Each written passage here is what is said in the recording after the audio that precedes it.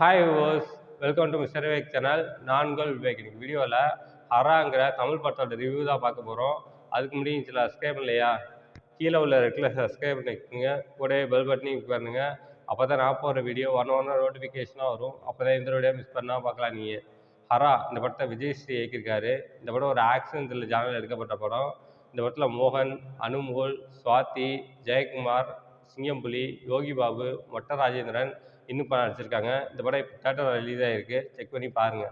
இப்போ வாங்க இந்த படத்தில் கதை என்னன்னு பார்ப்போம். இந்த படத்தில் கதையை பார்த்தோம்னாக்கா, இந்த படத்தில் மோகன், அவரோட ஒய்ஃப் அனுமோல், பொண்ணு சுவாத்தின்னு சொல்லிட்டு ரொம்ப ஹாப்பியாக வாழ்ந்துட்டு இருக்காங்க. ஒரு நாள் மோகனோட பொண்ணு மர்மமான முறையில் சூசைட் பண்ணி இறந்து போகிறாங்க.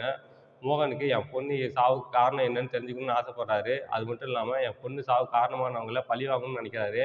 இதுக்கப்புறம் அவர் பொண்ணு சாவுக்கு காரணம் கண்டுபிடிச்சாரா இல்லையா, அவர் பொண்ணு சாவுக்கு காரணமானவங்கள பழி வாங்கினாரா இல்லையா, இதுக்கப்புறம் நடந்த சுவாரஸ்யமான விஷயங்கள்லாம் படத்தோட மொத்த கதையே. இந்த படத்தோட ரன் டைம் பார்த்தோம்னாக்கா 2 hours 20 minutes வருது. இந்த படத்தில் மோகனுக்கு சில்வர் ஜூப்ளி ஸ்டார்னு பட்டம் கொடுத்துருக்காங்க. இந்த படம் வந்து அவர் கம்பேக்குன்னு சொல்கிறாங்க. அந்த எந்த அளவுக்கு இருக்குது அவர் படம்னு சொல்லிட்டு இப்போ ரிவ்யூவில் பார்ப்போம்.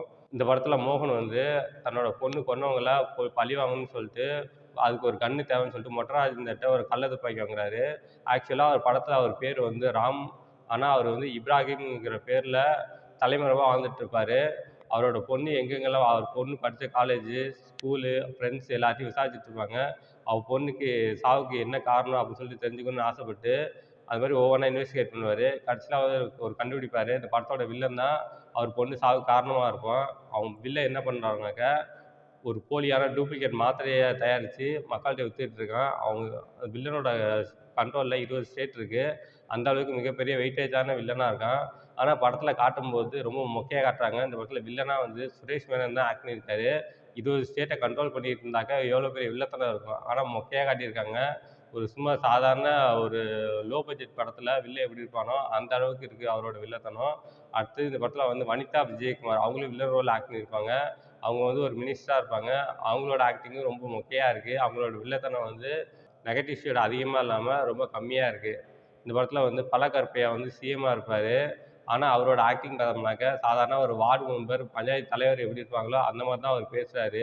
ஒரு பெரிய வில்லத்தனம், ஒரு பெரிய சிஎம்மாக இருக்கிறதுக்கு ஒரு எந்த விதமான அடையாளமும் இல்லை. ரொம்ப மொக்கையாக இருக்குது. இந்த படம் வந்து ஆக்ஷன் த்ரில்லர் ஜானர்ல எடுத்திருக்காங்கன்னு சொன்னாங்க. ஆனால் படத்தில் உண்மையிலேயே த்ரில்லிங்லாம் இருக்குது. ஒரு சீன் த்ரில்லா இருந்துச்சுனாக்கா அடுத்த சீன் மொக்கையா இருக்குது. அதுக்கு அடுத்த சீன் கொஞ்சம் த்ரில்லா போகுது. அடுத்த சீன் மொக்கையா போகுது. இந்த மாதிரி ஸ்க்ரீன் பிளேல ரொம்ப சொதப்பி வச்சிருக்காங்க. இந்த படத்தை வந்து ஸ்டார்ட்டிங்லேருந்து எண்டு வரைக்கும் விறுவிறுப்பா அடுத்து என்ன அடுத்து என்ன அடுத்து என்ன நடக்க போகுது அப்படின்னு சொல்லி ப்ரிடிக்டே பண்ண முடியாத அளவுக்கு படத்தை எடுத்துட்டு போயிருந்தாங்கன்னா இந்த படம் வந்து சூப்பர் பிளாக் பாஸ்டர் ஹிட் ஆகிருக்கும். ஆனால் இந்த படத்தை வந்து எடுக்க தெரியாமல் ஸ்க்ரீன் பிளேல சொதப்பி வச்சிருக்காங்க. அதுதான் இந்த படத்தில் ஒரு நெகட்டிவாக இருக்குது. இந்த படத்தில் வந்து யோகி பாபுலாம் ஒரு 2 சீன் தான் வராரு. அது ஒரு கோர்ட் சீனில் வராரு. அவர் வந்து காமெடிக்குன்னு வச்சுருக்காங்க. அவர் பண்ணுற காமெடிக்கு சிரிப்பே வரல. தேவையில்லாமல் ஒரு காமெடி ரோல் வேணும்னு சொல்லிட்டு யோகி பாபு ஆக்ட் பண்ணியிருக்காங்க.